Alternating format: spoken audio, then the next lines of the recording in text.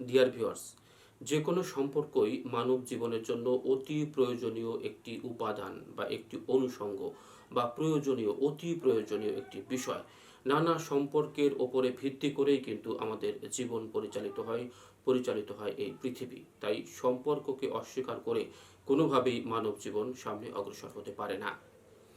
সম্পর্ক এই সম্পর্কগুলো নানা রকম সম্পর্ক কিন্তু তৈরিরও কিছু প্রক্রিয়া আছে, কিছু উপাদান আছে, কিছু রেসিপি আছে, কিছু ইনগ্রিডিয়েন্ট আছে।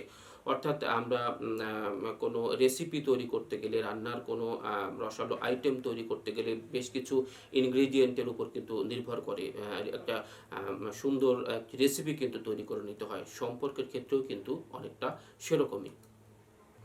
কারো সাথে কারো পরিচয় হয়ে গেলেই কিন্তু আমাদের কোনো না কোনো সম্পর্ক হয়ে যায়।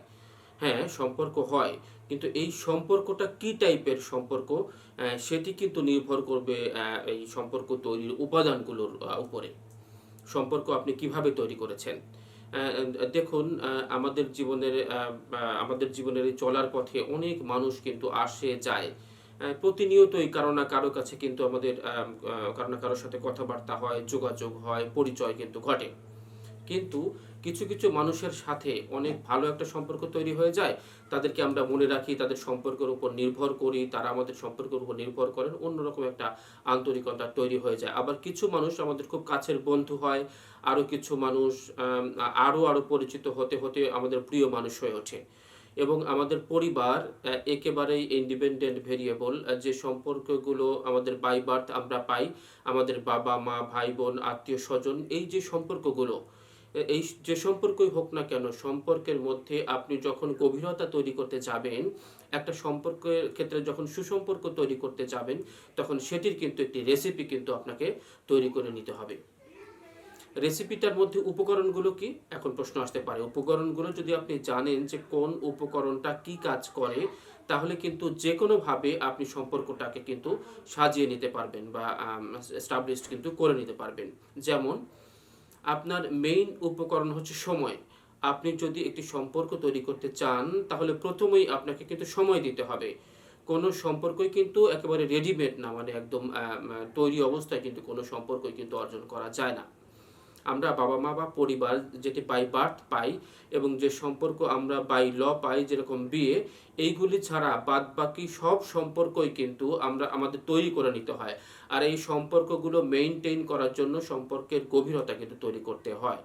মানে যে সম্পর্কগুলো আমরা পেয়েছি জন্মগতভাবে এবং বৈবাহিক সূত্রে, যেভাবেই আমরা সম্পর্কগুলো তৈরি করি বা সম্পর্কে থাকি না কেন, এই সকল সম্পর্কের ক্ষেত্রেই আপনি যদি সময় না দেন, তাহলে সেই সম্পর্কটা কোনোভাবেই কিন্তু মানে লাস্টিং করবে না কিন্তু, বা সেগুলো কিন্তু আস্তে আস্তে ধীরে ধীরে ফিকে হয়ে যাবে। মানে সম্পর্কটা থাকবে, কিন্তু সেই সম্পর্কটা কিন্তু আসলে খুব ফলপ্রসূ কি বলবো ভূমিকা কিন্তু রাখতে সক্ষম হবে না।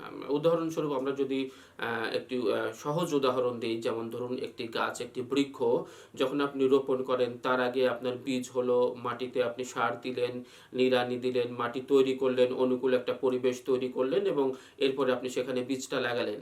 ওই বীজটা ওই মাটিতে হবে কিনা সেই বিষয়টিও আপনি পরীক্ষা নিরীক্ষা করে নিশ্চিত হয়ে নিলেন।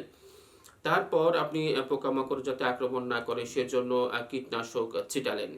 এরপরে একটি গাছের চারা ধরুন গজালো। এখন সেই চারাটির অবলম্বন কিন্তু প্রয়োজন হয়। সেই অবলম্বন হিসেবে একটি শক্ত একটি লাঠি বা একটি অবলম্বন পুঁতে দিলেন, যেটিকে আশ্রয় করে সেই গাছটি কিন্তু বেড়ে উঠবে। এটি একটি গাইডলাইনের মতো, অর্থাৎ সেই লাঠিটি কিন্তু সেই অবলম্বনটিকে কেন্দ্র করে সেই পথে কিন্তু সেই গাছটি বেড়ে উঠবে। এখন সেই গাছটি কিন্তু নরম হলে একটি লাঠির কিন্তু প্রয়োজন হয়।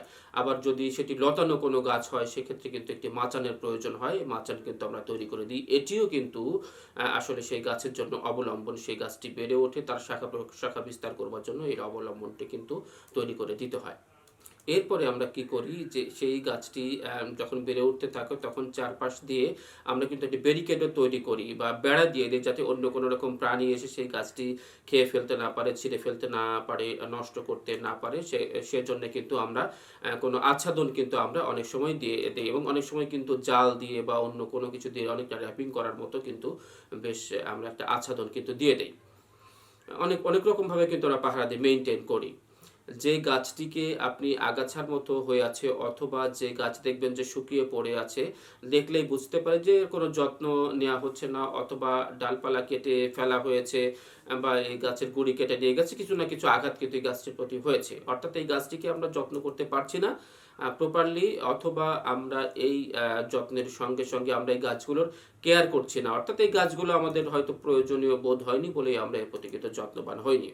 সম্পর্ক কিন্তু অনেকটা এরকমই। আপনি যদি মনে করেন যে সম্পর্কটা আপনার কাছে গুরুত্বপূর্ণ, তাহলে সেই সম্পর্কটা আপনাকে তৈরি করে নিতে হবে। একটা সম্পর্কের মধ্যে জড়ানোর সঙ্গে সেই সম্পর্কটা কিন্তু একদম গভীর হয়ে যাবে না।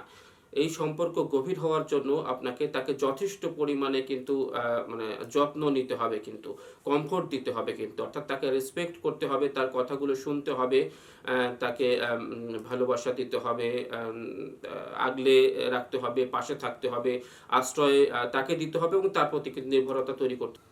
এই যে আপনি এত কিছুর একটা কি বলবো যে একটি মানে উপাদানগুলো তাকে যোগাচ্ছেন, সেইভাবে আপনার বন্ধু নির্বাচনও করছেন, সেইভাবে আপনার বেস্ট ফ্রেন্ডকে বেশি সময় দিচ্ছেন, অন্য ফ্রেন্ডদের কম সময় দিচ্ছেন, বা কাউকে কিন্তু হাই হ্যালো করছেন। বিষয়টা কিন্তু অনেকটা ওই গাছের মতোই, যে কারো প্রতি বেশি যত্ন নিচ্ছেন, কারো প্রতি একদম যত্ন নিচ্ছেন না। অর্থাৎ গাছটি আপনার জীবনে কতটুকু প্রয়োজন এর উপরে কিন্তু সেই যত্ন আত্মীয়টা নির্ভর করছে।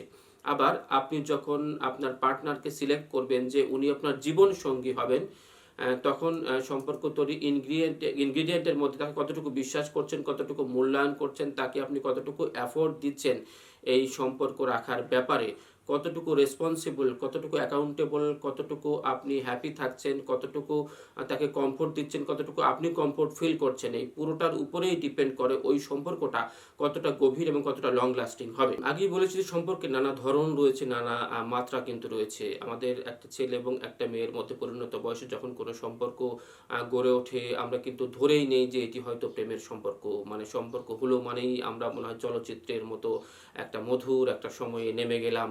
এরকম কোনো কিছু কিন্তু আসলে নাও ঘটতে পারে, বা এরকম কোনো কিছু ঘটবে এটি কিন্তু মানে ধরে নেওয়া উচিত নয়। একদিন দুই দিনের কোনো সম্পর্ক কিন্তু নয়। একটি সম্পর্ক তৈরি করবার জন্য quality time, quality effort, quality respect, quality accountability, quality content, quality ভালোবাসা, মানে কোয়ালিটি টাইম, সব কিছু কিন্তু আপনাকে দিতে হবে কিন্তু, তাহলেই একটি ভালো সম্পর্ক কিন্তু আপনি আশা করতে পারেন। ধরে নিন সবই দিলেন আপনি কিন্তু সময় দিলেন না, তাহলেও যেমন হবে না। আবার সবই দিলেন, সময়ও দিলেন, কিন্তু সম্মান করলেন না, রেসপেক্টটা রাখলেন না, তাহলেও কিন্তু সম্পর্কটা কিন্তু টিকবে না। সেক্ষেত্রে সম্পর্ক তৈরির একটি রেডিমেড আসলে কিন্তু কোনো কিছু না, যে কোনো সম্পর্কই আপনি যদি গভীরতায় নিয়ে গিয়ে অনেক দিন লং লাস্টিং করতে চান, তাহলে সম্পর্কতে আপনাকে কিন্তু মনোযোগ দিতে হবে, আপনাকে কিন্তু কিছু উপাদান দিতে হবে, সেই সম্পর্কটাকে পরিচর্যা করতে হবে এবং সেই পর্যায়ে কিন্তু উপনীত করতে হবে।